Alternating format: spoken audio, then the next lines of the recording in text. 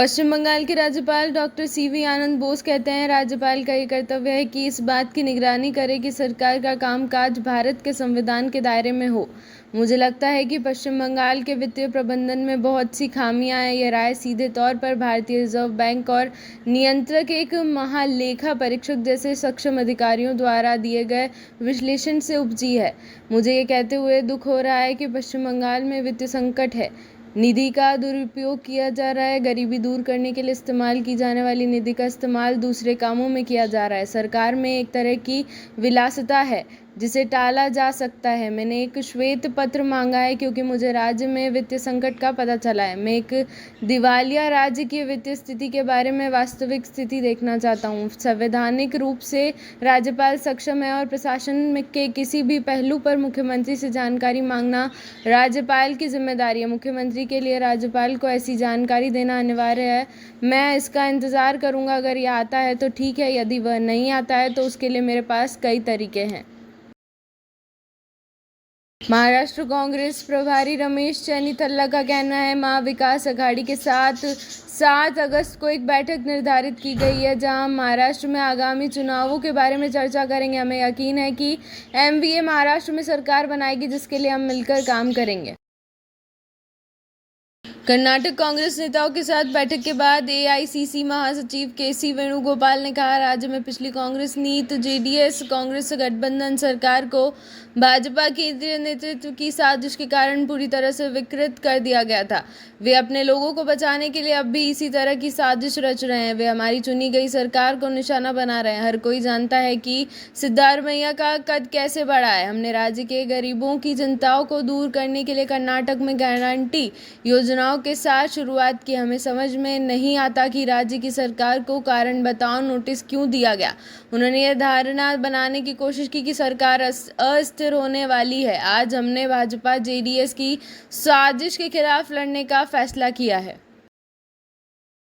राष्ट्रपति Draupadi Murmu Fiji, New Zealand और Timor Leste की राजकीय यात्रा के लिए दिल्ली से रवाना हुई।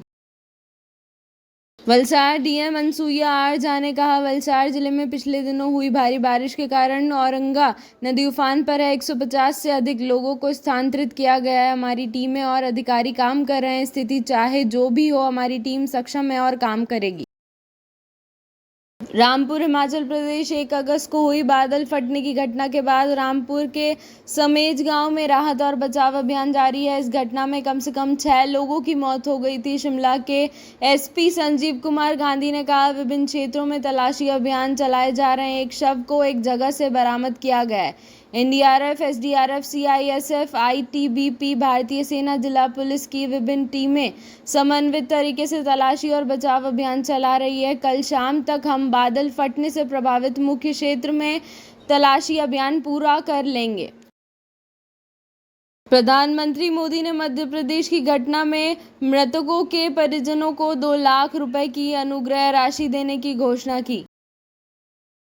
असम के मुख्यमंत्री हिमंत बिस्वा शर्मा ने ट्वीट किया, मैं दीदी का सम्मान करता हूं, लेकिन मैं उनकी इस धारणा को स्वीकार नहीं कर सकता कि पश्चिम बंगाल में बाढ़ के लिए झारखंड सरकार जिम्मेदार है। दोनों सरकारों के लोगों की मुश्किलें कम करने के लिए मिलकर काम करना चाहिए। हर साल अरुणाचल और भूटान की पहाड़ियों से आने वाला पानी असम में बाढ़ का कारण बनता है।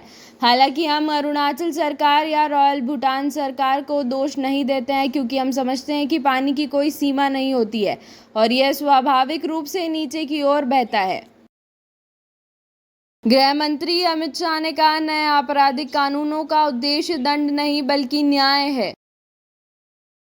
एल्लेरू एसपी प्रताप शिव किशोर ने बताया, पश्चिम गोदावरी जिले में एल्लेरू पुलिस ने एक नकली मुद्रा रैकेट का भांडाफोड़ किया। आरोपी मारूमुदी मधुसूदन राव, बिलेरी रामबाबू और अन्य को गिरफ्तार किया गया है। 47 लाख रुपए मूल्य के नकली नोटों को 94 बंडल जब्त किए गए। एल्लेरू 3 टाउन पुलिस स्टेशन में धारा 189, 180, 182, 318 RW3 BNS के तहत मामला दर्ज किया गया। आरोपियों से एक सेल फोन भी जब्त किया गया।